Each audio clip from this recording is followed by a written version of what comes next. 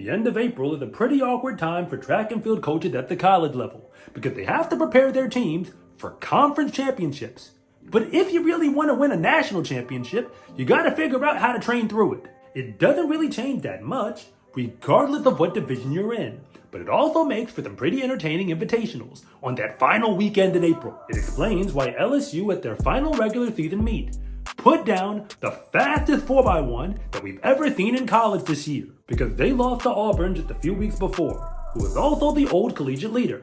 And now, both those teams are staring at a face-off at the SEC Conference Championship meet. But miles away in Des Moines, Iowa, at the Drake Relays, Darius Luff got the exact same message.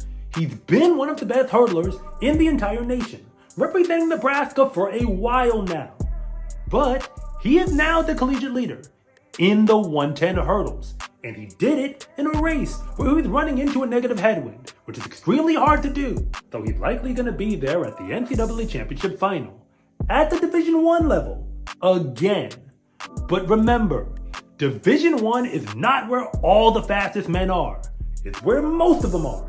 But you've gotta look beyond that. And I know you're not paying attention to anything that isn't happening in D1, but that's what you have me for, to tell you. Because after I saw what Darius Luff did, I kept looking at the results from the Drake Relays until I saw something that I could not unsee. Because Peyton Malden won the 400-meter dash at the Drake Relays. And if you don't know who I'm talking about, there is a legitimate reason. He did not compete in Division I. He actually runs for Dordt University. Yes, it's a real institution of higher learning. They compete in the NAIA. And if you don't really know what I'm talking about, it's basically like NCAA D2, but it ain't run by the NCAA at all. So to be honest, nobody expected him to win that race at Drake, especially not in the 400, and I'll get into that in a moment. But he also did something special by leading a non-Division I sweep of the event, if that's even a thing, because Peyton runs in the NAIA, but the man who was in second runs in Division III, and the man who was in third competes in Division II.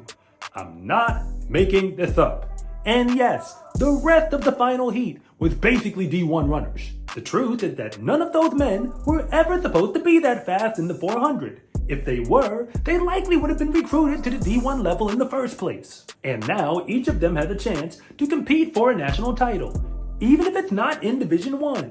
But their performance at Drake reminds us that they could be in Division I, competing for somebody's conference championship right now. And that's regardless of whether or not we choose to pay attention. But if you're new here, I have to say thank you for even making it this far into the video. And I'm Coach Rob, the founder of SCArecruiting.com, where I rank the best high school track and field recruits in the entire nation. And if anything that I say actually connects with you, it is always greatly appreciated if you would please like and subscribe. But if I don't, just let me know in the comments section, because I try to read them all. When it comes to non-Division I track and field athletes, we know that many of them are incredibly talented. If that was not the case, they wouldn't be getting picked up a whole bunch of times now in the transfer portal. Saminu Abdul-Rashid is one of the fastest men in Division I right now in 2024.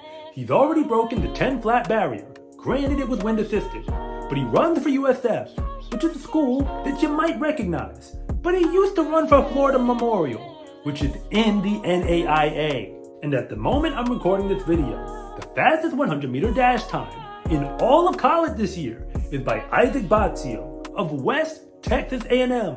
No, I didn't say Texas A&M, I said West Texas A&M, which is technically in NCAA Division II. The only reason why we don't notice him or any of the other fast athletes outside of D1 is because they never get on television, at least not long enough for us to pay attention.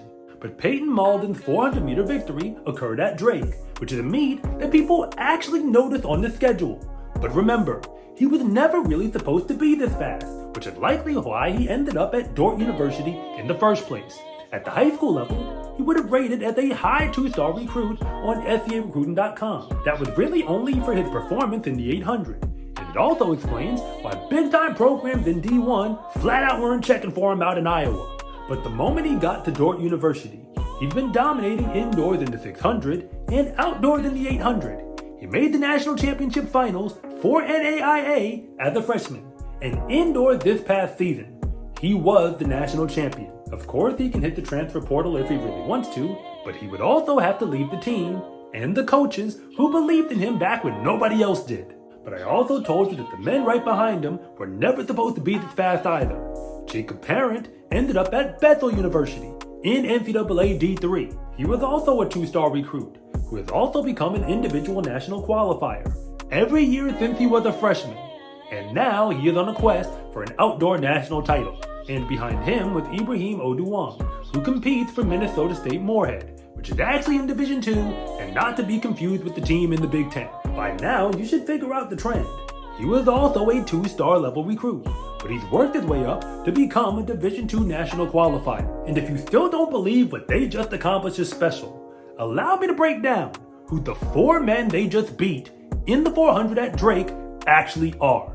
2 of them were 4-star level recruits who ended up at the Air Force Academy as well as Central Arkansas. Another was a 3-star level recruit who ended up at Illinois State, and the one who competes for the biggest program in Nebraska out of the Big Ten. He used to compete at the Division III level because when he came out of high school, he was still just a 2-star level recruit. The transfer portal is a thing, and you can use it to get wherever you really want to go. But there is no guarantee that whatever school you're headed to is going to be a better option than the one that wanted you in the first place. These 3 men, led by Peyton Malden, have proven that.